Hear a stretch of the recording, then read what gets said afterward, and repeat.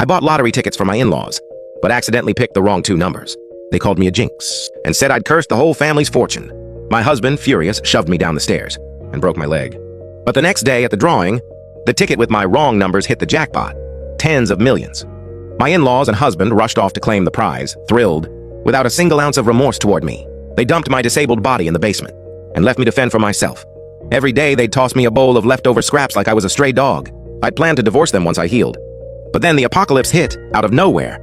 Global temperatures plummeted rapidly, dropping from the mid-80s Fahrenheit to the 50s within days, then to freezing, and eventually to -22. The entire world froze over, like the planet had been locked in a deep freeze. They stopped bringing me food altogether. Trapped in that basement, I endured the cold and starvation, until I finally died. But maybe heaven took pity on me, because somehow I was reborn. This time around, I'm going to sit by a warm fire eating grilled meat, and watch them slowly freeze to death out in the bitter cold.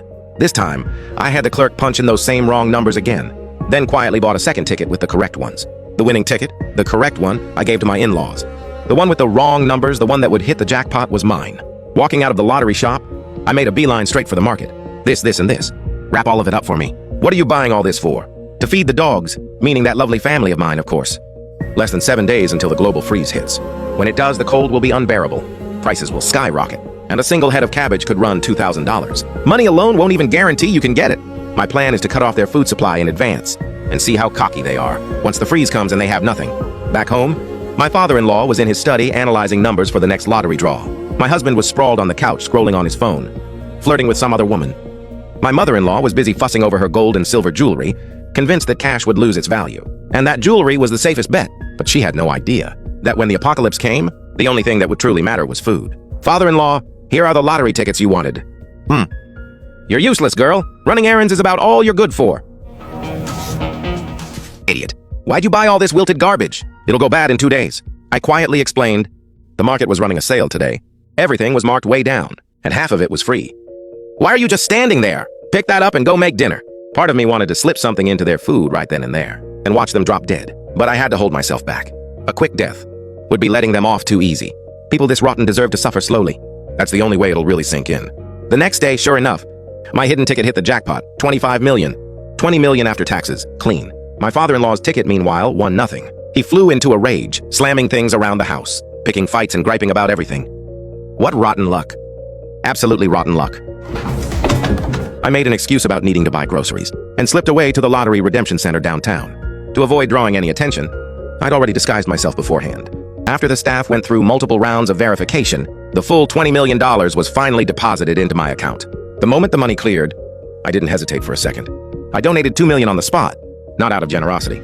It was pure strategy. It would keep the public eye off me and head off any unnecessary trouble down the line. I split the remaining money into 2 parts immediately. One went towards stockpiling a massive amount of supplies. The other went straight into my renovation plan. I had to build, in the shortest time possible, a true end-of-world safe house. It would be my last refuge, and my only shot at survival. For the location, I chose a well-hidden underground space on the outskirts of town. It was far from the city, sparse population, and easy to stay off the radar. The underground space was a solid 2,000 square feet. Plenty of room to store a massive amount of supplies, and still do a full sealed renovation. At that point, there were only 5 days left until the global freeze. The authorities still hadn't gone public with the truth, but I already had inside information. An unknown planet was about to pass through the solar system, positioning itself directly between the sun and the Earth. It would act like a massive shield, cutting off the flow of light and heat. Earth would plunge into extreme cold almost instantly, with temperatures falling off a cliff. And there was only one outcome, a global deep freeze. And this extreme condition would last at least 3 months. I reached out to a security-grade construction company and told them I wanted to convert this basement into a storage bunker. All materials needed to be top-tier, fully waterproof and moisture-resistant. The space had to maintain a stable, controlled temperature. On top of that, the walls, doors, and windows needed to be fireproof and theft-proof, built to bulletproof and blast-resistant standards. The ventilation, sanitation, and heating systems all had to be replaced with new ones, reliable and rock-solid. The construction manager looked puzzled and said it would take time to pull the resources together. But when I slapped $2 million in cash on the table in front of them, "Why didn't you lead with that? You've got money. We can make anything happen.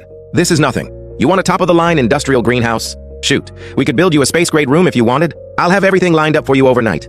If you can finish ahead of schedule and keep it strictly confidential, I'll pay the $1 million balance, plus an extra $10,000 for every day you finish early." The boss's eyes lit up at the sight of all that money. He was completely sold.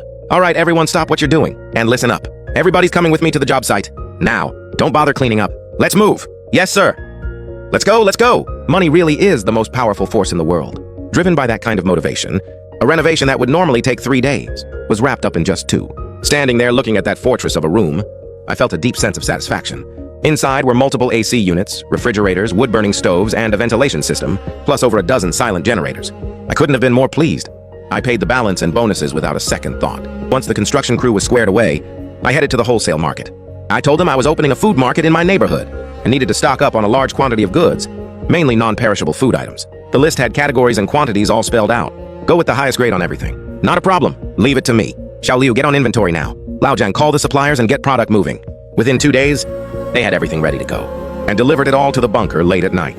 The place was almost never visited, so no one noticed a thing. Once the wholesalers left, I did a thorough inventory of everything that had been ordered. Not a single item was missing. The vegetables were fresh, still full of moisture.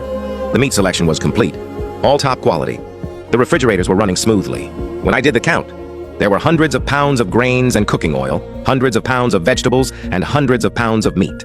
With refrigerators in the room, when the freeze hit, keeping things cold was the last thing I had to worry about. Thinking ahead to the heating situation after the freeze, I also stocked up on over a dozen space-grade thermal suits and down jackets, rated to withstand temperatures as low as negative 148 degrees Fahrenheit.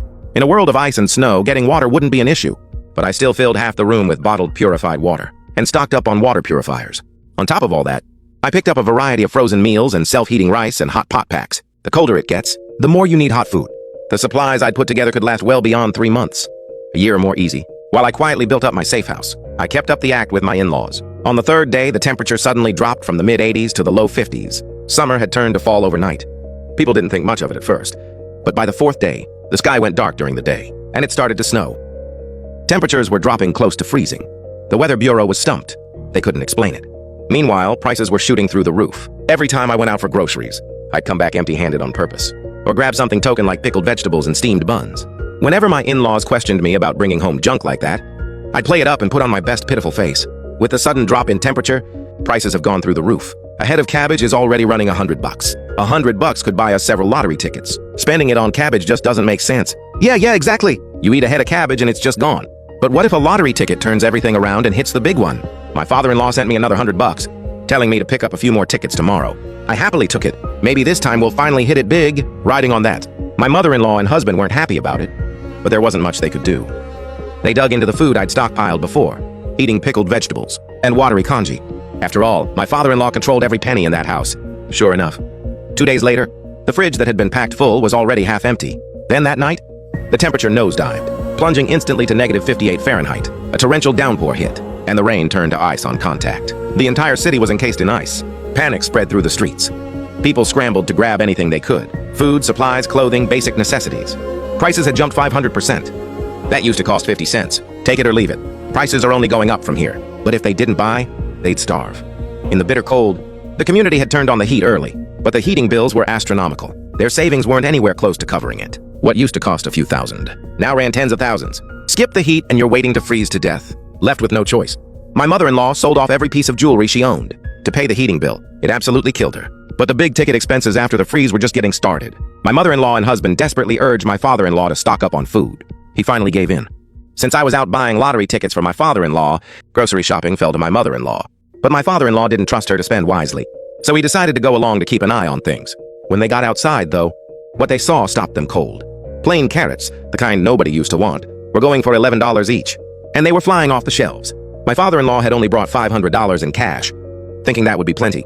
Turns out it wasn't even close. Just as they turned to head back upstairs to grab more cash, I stepped out from around the corner. Mom, Dad, where are you two headed?